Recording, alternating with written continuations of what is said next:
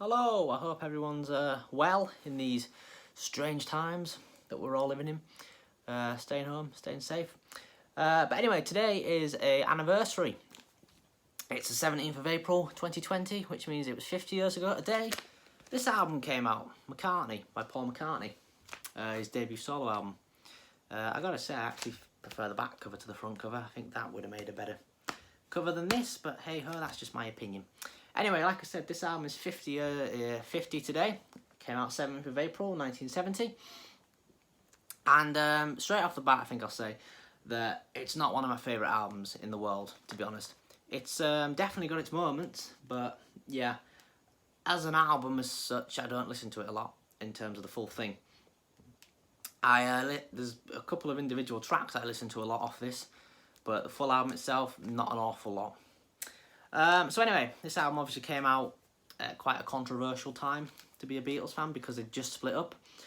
10th of April, was when the split was announced. Obviously, John Lennon left the band on the 20th of September 1969, but he was convinced by Paul and Alan Klein to keep quiet about it, which he agreed. It was more so to not affect the sales of Abbey Road and to work out what they were going to do with the Get Back project. Anyway, John did that, and then stuff sort of happened behind the scenes. I think, there was the Phil Spector thing, which annoyed Paul, and all that was going on at Apple with Alan Klein and things. So in the end, Paul just put an interview out, a self-interview thing, where it's believed he wrote the questions and then he answered his own questions. And he never actually said in that interview, from what I can remember, that he's leaving the Beatles. But I think he did say something, he won't be writing songs with John Lennon again. Anyway, the press got a hold of this and ran the headline that Paul's leaving the Beatles, which, is a controversial thing to this day because obviously John was the one who left first, but Paul made the announcement purely to boost the sales of this album. Let's not kid ourselves here. Which was a very clever move from a business perspective, but from a personal level, between the Beatles, it was a bit of a dickish move. But, But anyway, to the public, at the time, it seemed like Paul had split the Beatles, when obviously, in reality, it wasn't. Paul was really the one keeping them together. But, at the time when this album came out, it was slated, it was hated by fans, critics, and the other three Beatles, as was this subsequent album, Ram. However, just like Ram in recent years, this album has had a sort of reappraisal, and it's now not as much universally hated. It's quite liked now. Not to the same level as Ram, which is now considered his best album by a lot of people. But it's definitely now been appreciated a lot more. I think one of the problems people had at the time was this is a very stripped back, very bare album. I think its roots very much go back to the Get Back project, where the Beatles were going to be getting back to basics, just no overdubs sort of thing. And that obviously didn't happen when Phil Spector was brought in. But with this album, Paul has kept to that ethos. And it's a very stripped back, very bare album. And you got to remember, this came off the back of Abbey Road, which, Paul had songs like Golden Slumbers on that, and the production on Golden Slumbers is very, very heavy and really good. So this is a complete U-turn really for Paul. Now, with retrospect, it makes sense what he done, because after this album he sort of started building himself back up again until probably about Band on the Run was when he got back to his Paul McCartney traditional style production that he's associated with. Anyway, this album, I'll go through the track by track review. It opens with the lovely Linda, which is obviously not about Yoko Ono, it's about his wife, Linda. It's a really short acoustic thing, just la la la la, lovely Linda, all that. It's a really nice song. I do really like it, and the theme of Linda does run through this album. Sorry about the light over here, by the way. After that, we've got That Would Be Something. Again, it's an alright song. It's nothing spectacular. I believe actually this was when George Harrison was asked his thoughts on this album. He named this song as one of his favourites. He's pretty dismissive of most of the album, but this one he named as liking. Personally, I'm not a massive fan of this song. It's alright, but it just doesn't do anything for me. It's just kind of him repeating, that would be something, which, doesn't really bother me. Valentine Day comes after this. It is Valentine. Yeah, Valentine Day, not Valentine's Day. Valentine Day. Instrumental. There's quite a few instrumentals on this album. I mean, it's an alright instrumental. I don't listen to it an awful lot. Yeah, it's alright. Nothing spectacular. After that, Every Night, which, in my opinion, is a classic. Yeah, it's a really good song. Really good arrangement, really good vocals, really good lyric. Some might say it's quite relevant in the times we're living in now, actually. Some of the lyrics. Yeah, it's, again, first song on the album that's definitely a classic. And he doesn't do it live very much anymore. It occasionally pops up from time to time, but yeah, it's a good song. After that, we've got Hot as Sun and Glasses. I have sunglasses on, by the way. Why I have sunglasses on indoors, who knows, but hey ho, it's a vibe. Again, this is an instrumental, except the very, very end of Glasses when Paul starts saying some stuff, but for the most part, it's an instrumental. What have I wrote down about this, because I've just been listening to it?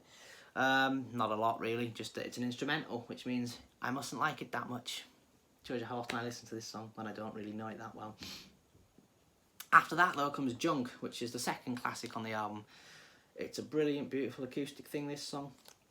Dates back to India, when the Beatles went to India in '68. This was demoed at George's house in Esher as a potential song for the White Album.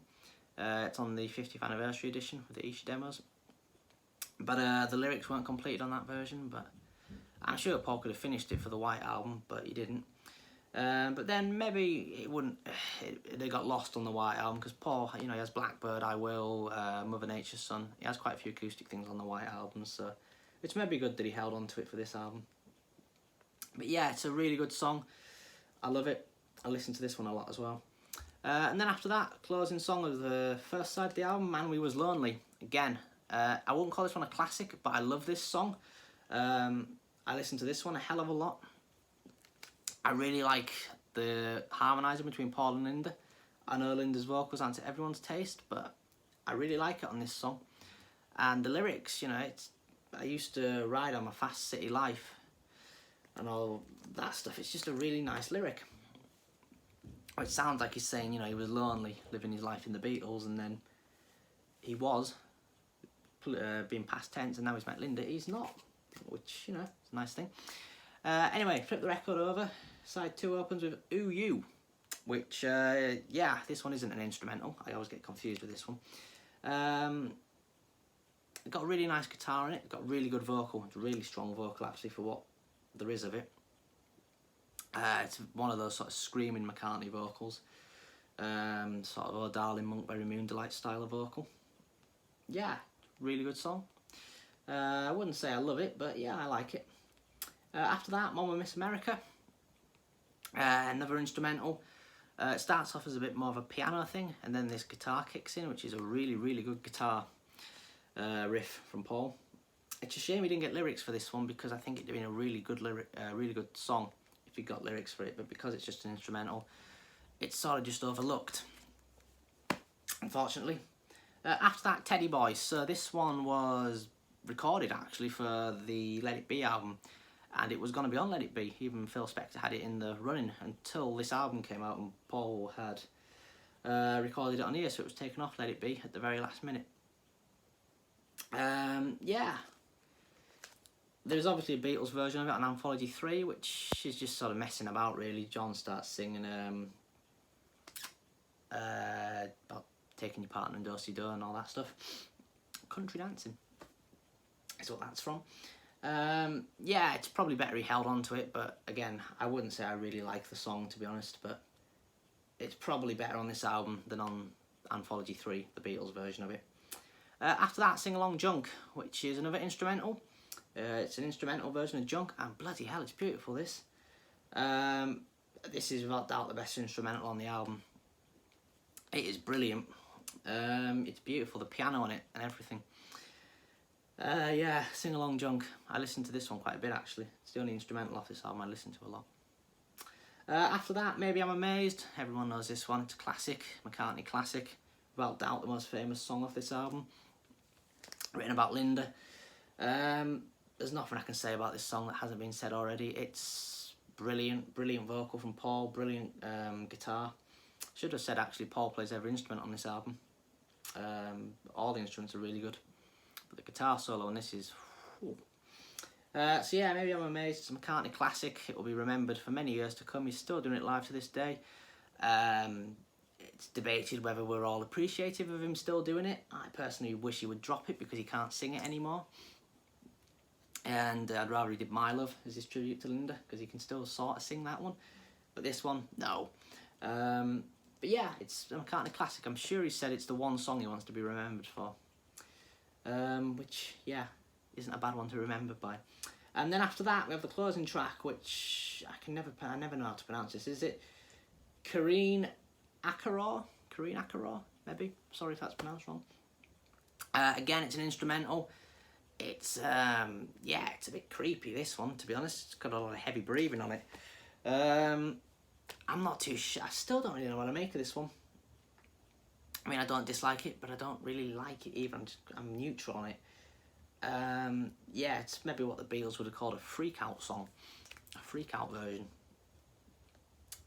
Yeah.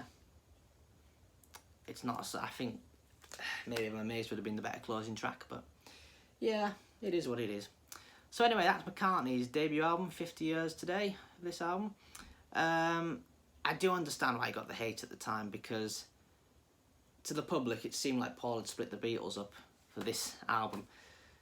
So the expectation was probably quite high for it, and I'd have been let down by this album at the time, I must admit. Although I do like it now, I'd probably not have liked it at the time if I'd been around. But I'm pleased it's been reappraised. I'm pleased that it's been reissued a number of times and it's not just been forgotten like some of his albums have. And yeah, it's definitely got its moments. Every Night, Junk, Man Who Was Lonely, Maybe I'm Amazed, Sing Along Junk. They're all, you know, there is some absolute gems on here, but there's some forgettable stuff as well. Most of the instrumentals, really. So anyway, yeah, happy 50th McCartney. And yeah, hopefully see you soon for another video. Keep safe, stay home, all that. See you soon. Ta-ra.